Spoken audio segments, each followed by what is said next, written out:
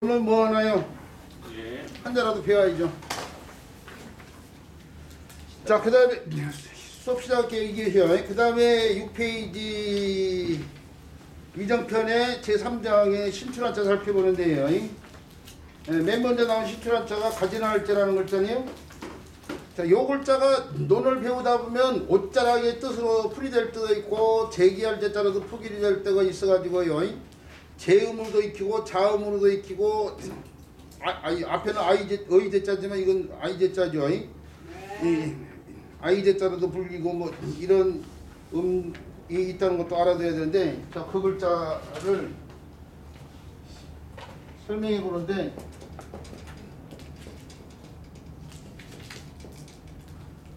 어떻게 글자를 이렇게 밉게 썼을까? 마음이 미워서 그러나? 다시 써볼까? 이쁜 마음을 가지고. 거기서 거기 나요? 네. 그래도 좀 밑에 거좀 나온 것 같은데. 자, 이게 부수자예요. 교수님, 하나 궁금한 게 있어가지고 네. 물어보려고 명까지 하는데 네. 네. 제 부수라고 이렇게 네. 부수 설명을 했죠. 네. 모든 것이 분해되지 않는 글자로서 어떤 글자의 우두머리가 되는 글자다. 그게 제자는 모든 제자예요. 모든 제자. 모든 것이 글자 자체의 모든 것이 어떤 부류에 해당되는 머리의 글자다 이거죠. 그럼 한자로 쓰는. 제부수가 아닌 거는 뭐죠? 네? 제부수가 아닌 네. 아닌 거는 그러니까 그것은 부수가 아니죠. 그러니까 이제 글자에다가 부수에다가 그 의미를 좀 더 분명히 하기 위해서 제자를 붙였다고 생각해 줘야죠. 근데 보통 214부수 중에 네. 제부수 어떤 제부수가 몇 개 정도 되는 네. 게 얘기를 하지 않습니까? 네. 그럼 예를 들어 마음심 같은 경우에 네. 제부수가 아니라는 얘기거든요. 그게 책에 무슨 얘기야? 아니 그러니까 마음 심자에 대한 다른 것이 첨부할 수가 있고 저 첨부할 수가 있는데 저거 같은 경우는 단독적으로도 할 수도 있고 그죠? 단독적으로 아니 나무목을 보통 제부수라고 이렇게 표현을 해요, 그죠? 그렇죠. 나무목, 마음심, 다 도 부수죠. 많이 쓰이잖아요. 그래요. 그런데 애매한 것 같아서. 이런 것은 단독체로 쓰이지만 부수자가 아니잖아요. 그렇죠. 이건 부수자예요. 그런데 제를 붙이는 것은 그 의미를 좀 더 분명히 해주기 위해서 그런 거라니까. 글자 전체가 네, 하나의 글자로서 쓰임이 있는 글자다라는 걸 부여하기 위해서 그래서 제자를 붙인 걸로 생각하고 있는데 지금. 그럼 제부수가 아닌 거에 대해서 설명이 너무 좀 설명하기가 참 난처하지 않아요? 제부수가 아닌 거 뭐가 있어요 그러면? 그 제자는 별 보통 의미가 뭐 없는. 예를 들어서 이게 이런 글자가 부수가 아니잖아요. 사람인변. 변형자? 때문에 변으로 쓰이는 것은 제부수가 아닌 것처럼 그렇게 착각하게 만들어요. 설명을 들어보면은. 그러니까 이것은 제부수고 이것은 아니다. 예. 그래서 사람인 전체가 제부수가 아닌 걸로 그렇게 설명을 하고 있어요. 아니 이 글자가 내랑 같은 글자예요. 같은 글자이기 때문에 이 글자 형태만 달리 써놨지 같은 글자란 아니, 말이에요. 사람이는 이렇게 이거 두 개나 다 제부수라고 해야죠. 그 그러면 사람이는 왼쪽 변으로 쓰일 때 저렇게 변하고 밑으로 갈 때는 어진 사람처럼 변하고 하기 때문에 사람이는 제부수가 아니고 네. 제 느낌에 제부수라는 것은 어디를 가더라도 그 모양이 그대로 있는 게 제부수가 아닌가 그런 느낌이 드는데 너무 제자에 매달리는 상황인데 그냥 부수로 써도 되는데 그 의미를 좀 더 분명히 해서 제자를 붙였다고 생각하는 것이 저는 생각하고 있는데요 지금. 근데 그 제부수라는 게 개념이 정확하게 이게 단독체로 쓰이는 한 덩어리의 글자다 뭐 그런 의미. 다른 글자 없이도 하나로 쓸 수 있는 문자다 그런 의미로서 막연한 의미는 의미로서 제자를 붙였다고 생각하지. 그게 보통 제부수라는 명칭이 그 부수가 네. 왼쪽 오른쪽 위에 아래 이렇게 붙을 때 이제 음포다 뭐 받침이다 뭐 설명할 때 제일 마지막에 제부수란 말이 나오거든요. 자, 근데 일단 우리가 옥신각신 하고 있는데 이 제부수에 대한 그 정의를 정확히 해놓은 걸 본 적이 없어요. 30년 동안. 그러니까 이거에 대해서 만약에 우리가 옥신각신을 의존하고 우리가 재정립을 한 상황으로 가야 되는 상황인데 이걸 놓고 지금 옥신각신할 상황이 아니야. 누군가가 정확하게 재정립해 놓은 상황이 정립해 놓은 상황이 아니라고 보거든요. 그래서 일단 그 정도로만 얘기하고 다시 한번 기회를 봐서 해요. 얘기하기로 치고 자 가지런할 제자를 살펴보는데 가지런할 제자가 문화적 배경이 뭐냐면요. 이 곡물이 가지런히 자랐다는 것은 뭐예요? 인위적으로 농경시대가 시작되어서 인위적으로 재배가 됐다는 걸 의미하는 거예요. 이게 지금. 왜 그러냐면은 곡물이 가지런히 한다는 것은 누군가 일시에 동시에 뿌리지 않는 이상은 앞서건지 뒤서건지 자연 상태에서 나기 때문에 그것은 이제 자연적인 상황이지만은 인위적으로 들어갔기 때문에 곡물이 가지런히 이제 이삭이 가지런히 있는 거죠. 그래서 이게 원래는 이삭이 이렇게 펴가지고요 갈라크게요. 이게 이삭봄이라고 생각이 까끌어기 부르는 생각이 이런 식으로 표현했다고 생각해야 돼. 이런 식으로 이런 식으로 표현된 걸자 이런 식으로 표현했는데 이제 글자라는 것이 쓰는데 표현을 추구하고 또 미적인 것도 고려하고 그러다 보니까 이쪽이 복잡하잖아요. 이쪽 보다에서 그래서 어떻게 돼요? 입체적으로 표현했다고 생각해야 돼. 그러니까 이런 식으로 해요. 그러니까 평면적으로 보면 가지런하지 않지만은 입체적으로 보면 가지런한 거예요 지금. 무슨 말인지 알죠? 그 다음에 의미를 좀 더 분명해서 가지런하는 의미를 좀 더 분명해서 평평함을 나타내는 핵이 추가가 돼요. 이렇게. 네. 원래는 이렇게만 쓰이다가 가지런한 곡물의 이삭을 입체적으로 표현하면서 가지런함을 나타내기 위한 부호죠. 부호를 갖다가 표현해 놓고 그것이 오늘날 글자로 정의화돼서 쓰는데 이렇게 곡선보다는 직선이 더 찐더 편이니까 이게 이제 직선의 형태로 바뀌는데 이 형태가요. 직선의 형태로 이렇게 바뀌죠. 그래서 이렇게 표현됐다고 봐야 돼. 이렇게.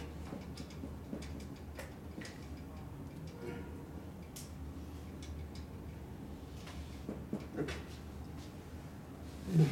그것이 다시 오늘날의 글자로 정의화되는데 뭐 어릴 것 없죠. 이렇게요. 그 다음에 요것은 요 부분만 살아남다고 생각해요. 요 부분. 그래서 이렇게 바뀌고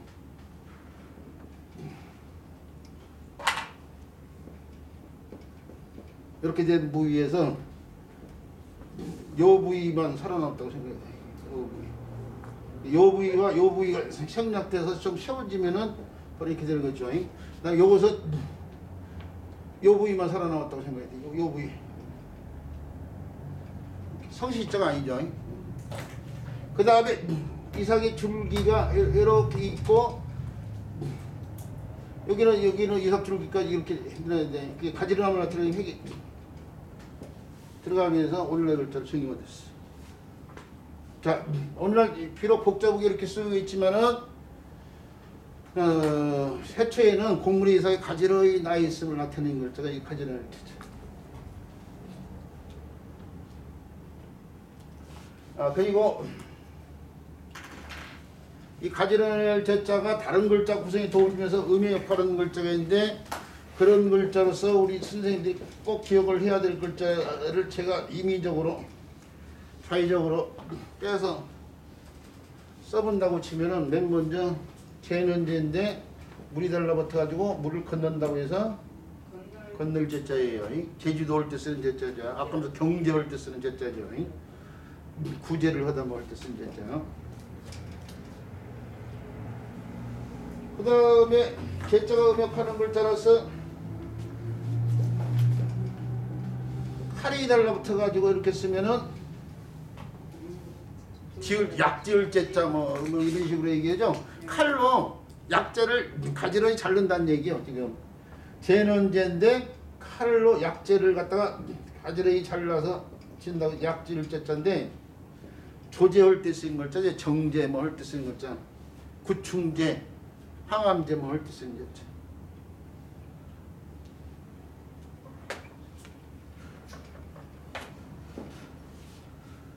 그 다음에 제자로서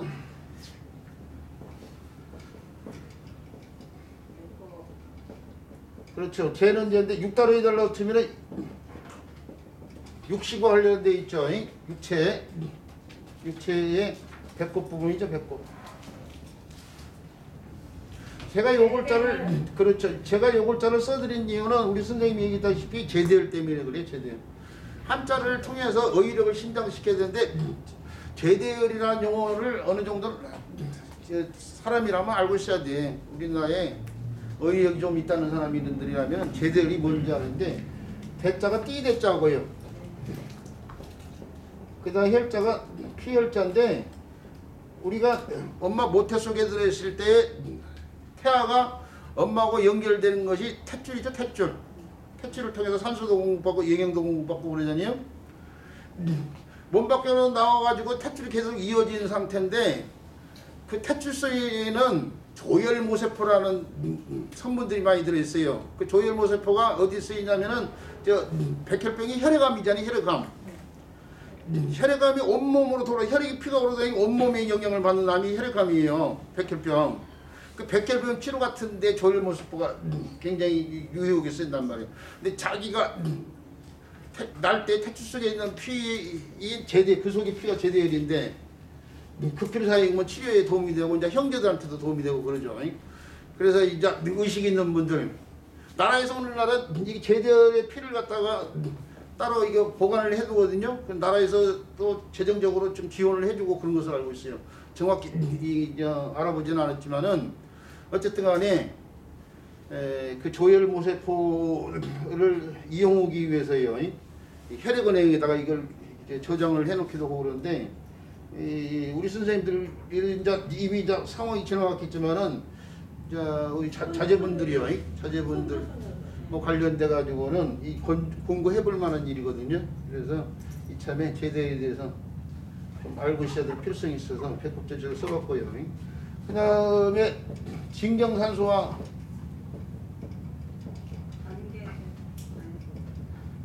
진경산소와 그러면 누구 생각해야 돼요? 조선시대 정선이죠. 정선이 인왕산의 비가 개인 풍경을 보고 그린 그림이 있어요. 그게 저 이건희 컬렉션에 들어간 거 아니에요?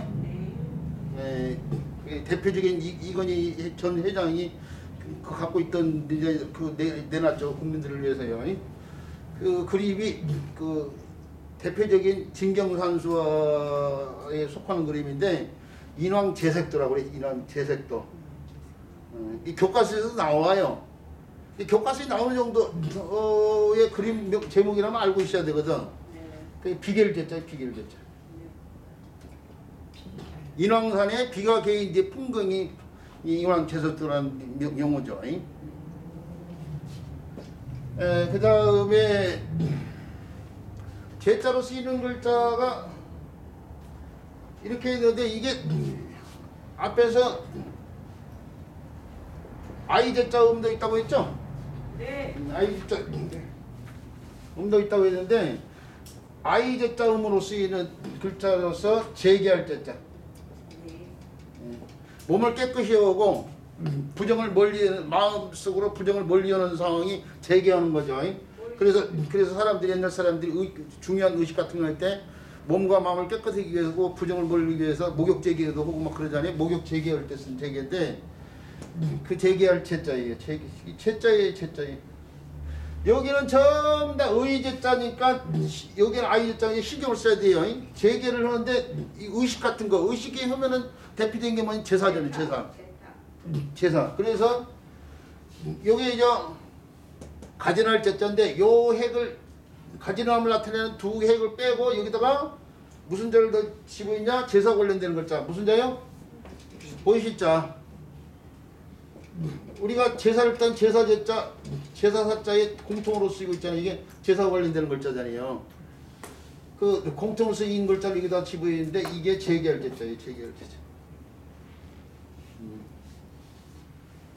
자, 이 재계하는 상황이 의식을 향할 때도 해야 되지만 어떻게 되냐면 옛날에 학문을 깊이 연마하고 그럴 때도 재계를 해야 돼요. 그래서 그렇죠. 우리 서재할 때 쓰이는 제자고 공부한 사람들의 공간을 마련해 놓고 거기다가 현판 같은 거 그러면 무슨 재 해가지고 제자를 붙이는데 이 제자를 붙이잖아요. 예. 우리 주변 우리 선생님들 주변에 보면 아시겠지만은 그때 쓰인 글자고. 버금제. 버금제가 어딘지 아세요? 몰라요. 황세 선생님의 저기 그래요? 개인- 거기요? 그렇게 개인적으로 해놓은 공간까지 제가 신경을 미쳐 못 써가지고 그렇지. 모르는 것보다 아는 게 좋죠. 제가 알고 있는 지인이니까. 뭐라고요? 거기 버금제. 버금제? 네. 아니 무슨 이상한 소리를 해놨더니 버금제자가 아니 덕음제요. 버금이 뭘까? 덕자. 덕덕. 덕덕자에다가 덕. 네, 소리 온자. 제가 버금제라고 들었어요. 이 귀가 안 좋으니까 버금제라고 들었어. 덕음제. 알았습니다. 그래요. 덕음제를 한번 그 황수 선생이 한번 놀러 오라고 했는데 갈 일은 없을 거라고 얘기를 했거든요. 예. 왜요? 아니 뭐 제가 뭐 제일이 바빠가지고 먼 동네까지 가기가 그렇고. 자, 그런데 이 글자가 쓰이는 말이 서재 말고 어디에 쓰이냐면은 49제 할 때 쓰이는 글자예요. 네. 77제. 네. 49제. 사람이 억울하게 죽었을 때에 저승을 못 가고 이승을 떠든다고 생각을 했어요. 옛날 사람들이. 그래서 7일마다 죄를 지었는데 그 가운데 7번째 들어가는 7일이 77제. 77제, 77에 49니까 49제. 49제를 지낸다고 했는데 49제를 제사라고 생각은 해가지고요. 어이제자를 쓰는 사람들이 많아. 요 제결제자를 쓰는데 요 제자로 생각하는 사람들이 많다니까요. 그래가지고 49제를 이렇게 쓴 사람들이 많아요. 자, 이렇게 쓰면 틀리죠. 네. 49제는 한글로 쓰면 이렇게 써줘야 된다. 이렇게 써주고 49제에 뭐 최근에 뭐 사건도 뭐 갑자기 떠오르고 그러는데 이승을 못 가고 이게 이제 불가에서 스님들이 영혼을 갖다 위로하기 위해서 연불을 한단 말이에요. 연불을 하는데 그냥 연불을 할 때 그냥 맨입으로 하지 않잖아요. 거기에 재물을 올린 다음에 그게 재물이 스님이 제밥이라고 하는데 그 제밥을 이렇게 쓴 사람들이 많아. 이렇게 제밥. 스님이 연불에는 신경 안 쓰고 제밥에만 신경 쓴다 그런 말 있잖아요. 관용구. 그 제밥에 신경인데 옛날에 그 글 쓰시는 분들이 칼럼 같은 거 쓰고 그러시는 분들 신문에다가 제밥을 이렇게 쓴 사람들이 엄청나게 많았어요. 요즘에 컴퓨터가 좋아져가지고 이렇게 쓰면 아마 자동으로 교정을 해줄걸? 그런 기능이 있기 전에는 제밥을 이렇게 쓴 사람들이 엄청나게 많고 49제 이렇게 쓴 사람들이 엄청나게 많았다니까. 다행히 오늘날은 자동으로 수정을 해주는데 제밥을 이렇게 써줘야죠. 이렇게요. 요 제자를 써가지고 제밥. 이 제밥을 쓴다고요. 쓴 사람들 많았어.